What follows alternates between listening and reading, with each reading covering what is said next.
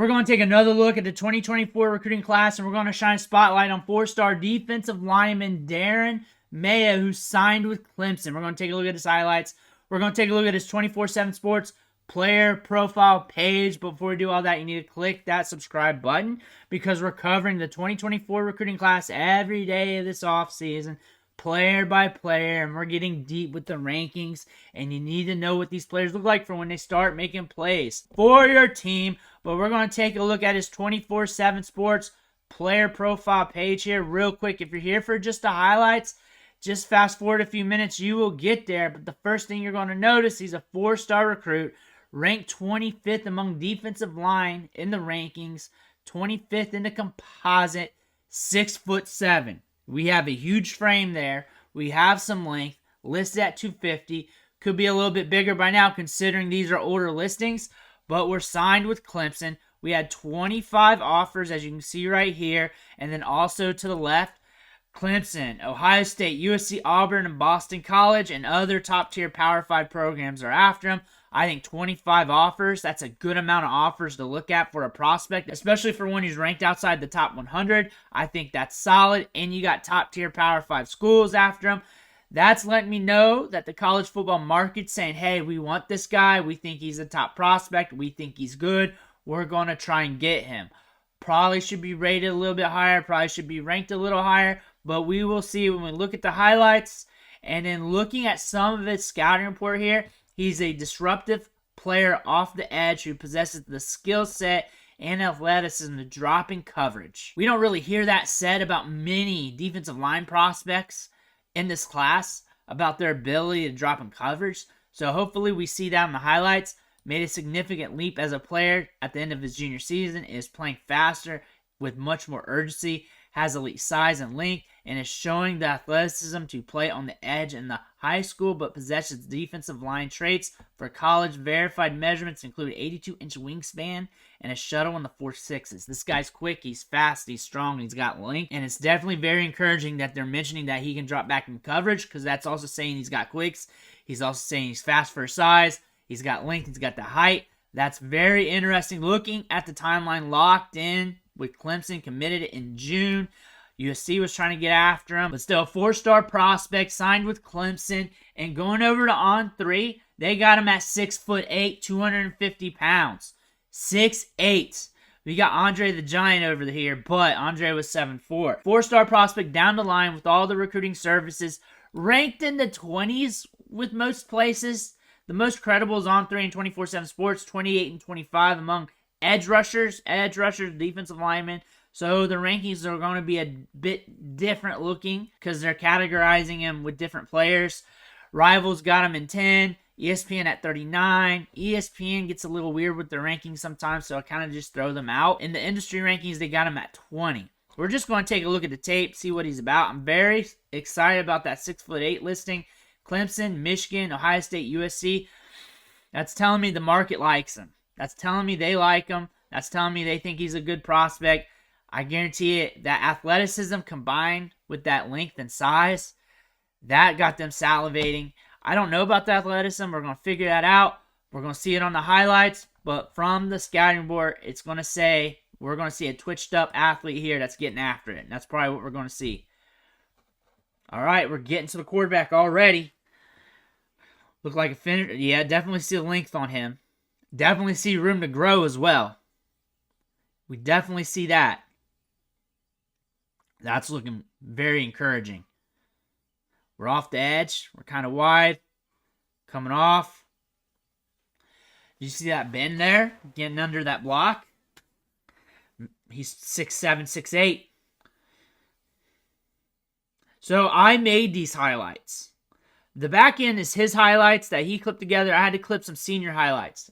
So it's a mix of junior and senior year, just so you know. He may have senior highlights somewhere else. Nice spin move. Look at that fluidity of movement there. Look at that. Good feet.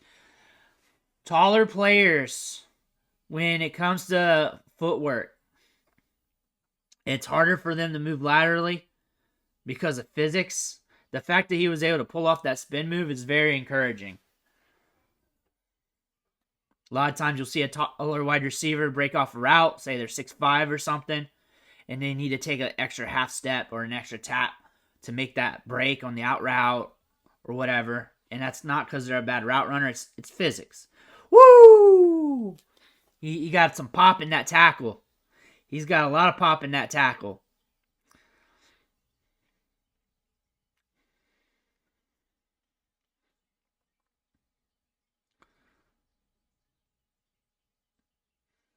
Seen him come off.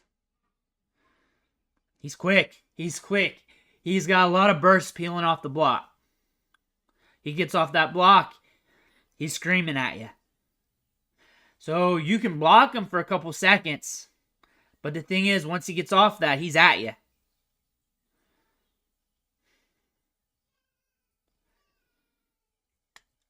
Looking good, though. I can see why they ranked him lower. But I can see why he should be ranked higher. And the reason why I see he should be ranked higher, because if he taps into that upside, he's got so much upside. Because you know he's going to fill out as he matures. He's going to get stronger because he's got so much room to do that with. And then I think when they forecast him on tape, like I said with him spinning out on that play, it's hard to gauge on taller players, but it was very encouraging seeing him spin like that with that footwork. And it's so rare to see a guy 6'7", 6'8" move like this. And you're comparing them to like 6-footers, 6'1" guys in your head. That it just doesn't work out. I think it's very encouraging what we're seeing here. For long term, especially. He's getting off the blocks quick.